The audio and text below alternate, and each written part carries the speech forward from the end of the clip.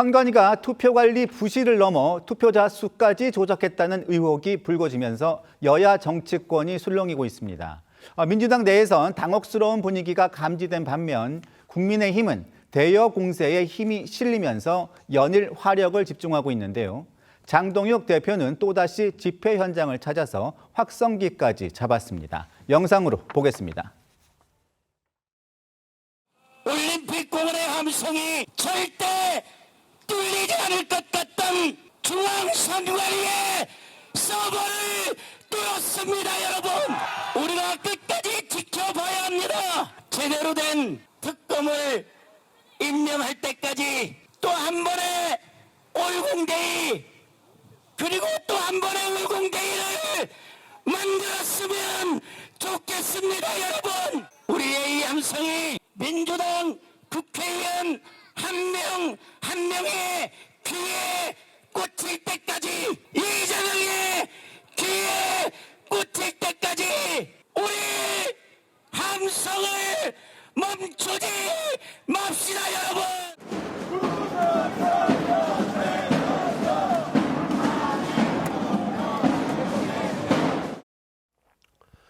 6.3 지방선거 본투표 당일 발생한 투표자 수 조작 의혹을 들여다보고 있는 이 합동수사본부는 어제 이어 오늘도 선관위 서버 압수수색에 나섰는데요. 장동혁 대표는 이를 강조하며 이 집회에서 나온 함성이 선관위 서버를 뚫었다고 평가했고요. 또 투표자를 조작한 정황이 드러났는데 이걸 단순히 부실 선거로 볼 수 있냐며 이 부정선거 가능성을 거듭 강조했습니다. 장동혁 대표는 집회 현장을 찾는 이 장외 정치도 계속 이어가는데요. 내일은 이 보수의 심장이죠. 바로 이 대구에서 열리는 선관위 규탄 집회에도 직접 참석할 것으로 알려졌습니다. 장동혁 대표는 어제 국회 본관 앞에서 열린 선관위 규탄 행사에도 참석했는데요. 이태희 기자, 얼음 퍼포먼스라는 게 진행이 됐다는데 이게 어떤 겁니까? 네, 국민의힘이 주관한 어제 행사에 이 맨발로 얼음 위에 올라가 오래 버티기 기네스북 기록 보유자인 조승환 씨가 참석했습니다. 조 씨는 국민의 눈물, 참정권 회복, 선관위 해체라고 쓰인 티셔츠를 입고 대형 얼음판에 올라가 2시간 43분 동안 버티는 퍼포먼스를 진행했는데요. 전국 243개 지자체의 모든 국민들이 고통받고 있다는 의미를 담았습니다. 어제 행사엔 장동혁 대표는 물론 정점식 원내대표 등 국민의힘 의원들도 다수 참석했고요. 행사 도중 폭우가 쏟아지면서 마이크 등 일부 장비가 망가지는 돌발 상황도 발생했는데 장동혁 대표는 마이크도 특검해야겠다며 농담을 던지기도 했습니다. 영상으로 보시죠. 국민 모두가 겪고 있는 고통을 담아내는 맨발의 사나이 조승환님의 얼음이 퍼포먼스가 시작되겠습니다. 모든 대한민국 국민들을 희롱한 사태입니다.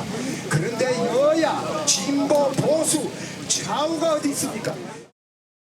마음이 너무나 무겁습니다. 이 날씨가 지금 국회가 더불어민주당이 이게 안 돼. 맞습니다.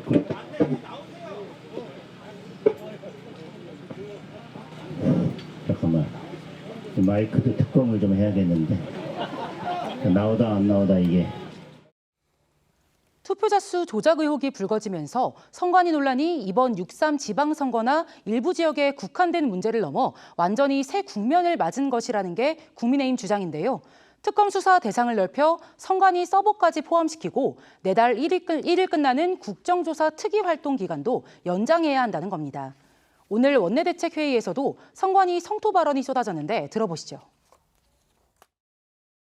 선관위의 작태가 점입 과경입니다. 데이터 조작은 절대 불가능하다는 신뢰의 대전제가 이번 사태로 무너졌다는 것입니다. 이번 일로 선관위 특검의 수사 범위를 6.3 지방선거 투표용지 부정 문제를 한정 지을 수 없다는 것이 분명해졌습니다. 선관위 종합특검을 실시해야 합니다. 이제 더 이상 이 투개표와 관련된 혼란을 방치하지 말고 다수의 국민들이 외치고 있듯이 당일 투표, 수개표로 제도를 바꿔야 할 시점이 된 것이다. 국민의힘이 이렇게까지 화력을 집중시키고 있는 건 투표자 수 조작 의혹이 단순한 행정 실수나 근무자 태만을 넘어서 투표 전체에 영향을 줄 수 있는 중대한 사안이기 때문입니다.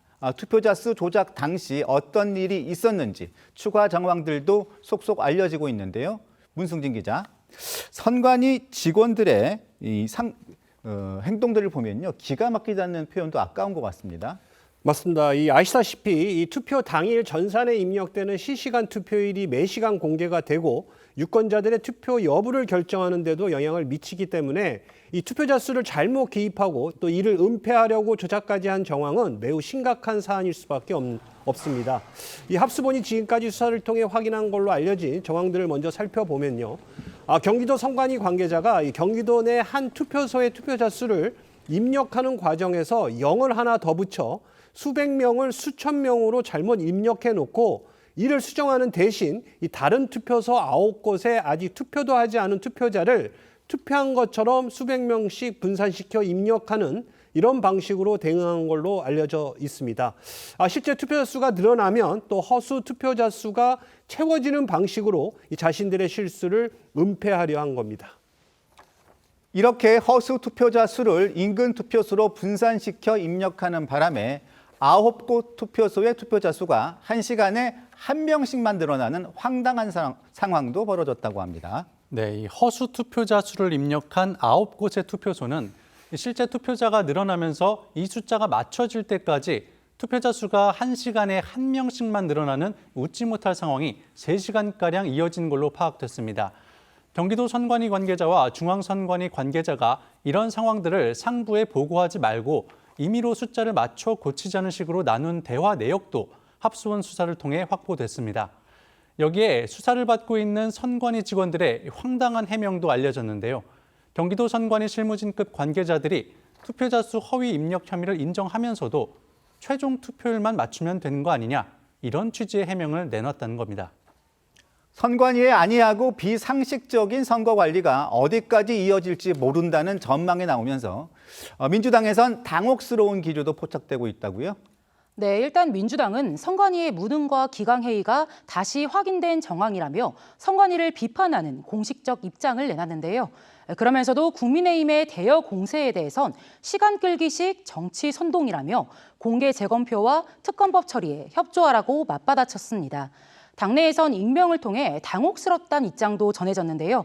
중앙일보 보도 등에 따르면 한 민주당 소속 선관위 국조특위위원은 입장을 내기가 매우 곤란하다고 했고, 또 다른 위원도 그간 부정선거를 음모론으로 치부했는데 이 선관위 압수수색까지 들어간 이상 그럴 수 없게 됐다며 향후 국민의힘과 특검 수사 범위를 협상할 때 상당한 영향이 불가피하다는 입장 밝혔다고 합니다. 민주당 목소리도 들어보시죠. 그토록 부정선거라고 주장하며 재검표를 외치더니 막상 의혹을 확인할 길이 열리자 또 다른 조건을 내걸며 발을 빼는 이유가 대체 무엇입니까? 답은 자명합니다. 애초에 진상규명에는 관심이 없었던 것입니다. 먼저 김진욱 더불어민주당 대변인께 여쭤보겠습니다. 문제는 다른 투표소에서는 이런 일이 없었을지, 이번 일이 과연 이번에 단 한 번뿐이었는지 이런 내용들이에요. 좀 특검이 수사 범위에 대한 협상을 여야가 하고 있지 않습니까?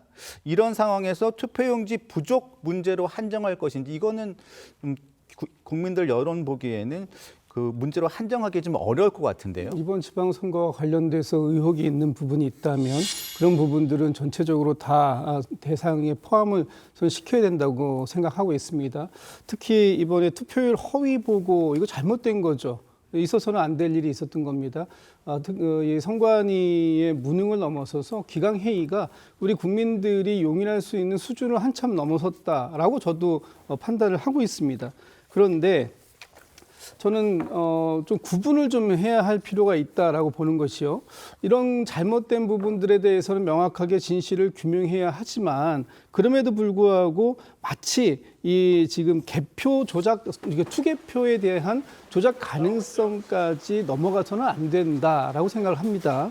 이 지금 개표 같은 경우에는 다 수개표 하는 거잖아요. 그 수개표한 투표용지도 있고 그것을 온라인의 선거관리 시스템에 등록하는 그런 과정에서 약간의 착오가 있을 수는 있을지 모르겠습니다만, 그 결과가 어떤 후보자의 당락을 바꿀 정도가 아니다라는 것이 이미 확인들이 되고 있습니다. 며칠 전에 있었던 충주시장 그 재검표 과정에서도 딱 한 표만 이게 유효 투표수가 바뀌는 그런 상황이 있었기 때문에 마치 이것이 상당한 부정 투표의 가능성이 내재된 것처럼 그렇게까지 나아갈 것은 아니다 이렇게 생각합니다. 호지석 대변인님, 네네. 지금 그 특검에 아직 수사 범위에 대한 여야 협상이 남아 있지 않습니까? 어디까지로 생각하고 계십니까? 그러니까 부정선거와 부실선거의 차이는 부실선거는 나쁜 의도는 없었지만 게으르거나 무능해서 일어나는 게 이제 부실이라고 우리가 볼 수 있지만 부정은 나쁜 의도가 있었을 때 그때부터 이제 부정선거가 되는 것입니다. 지금 오늘 우리가 보도한 이 내용은 명백히 부정선거입니다. 이것이 당락에 영향을 미치지 않았다라고 하더라도 우리가 확인한 것은 선관위에서 내부에서 어떤 그런 짬짬이 그리고 외부에서 감시받지 않는 가운데 저런 일들이 일어날 수 있구나라는 것을 이제 확인을 한 것이지 않습니까? 그러니까 대규모 무슨 전산, 조장 이것만 부정선거가 아닌 것입니다. 자, 이렇게까지 됐다면은 이번 투표지 부정만 특검을 하자고 했을 때 국민들께서 납득을 하시겠습니까? 선관위가 어디서부터 왜 이렇게 됐는지 근본적인 개혁을 할 수 있는 그런 특검 수가 필요한 것이고요. 반드시 이번에 사전투표제 폐지 그리고 선관위 헌법기관 해제 이 두 가지는 반드시 관철을 시켜야 국민들께서 납득하실 것이라고 생각합니다.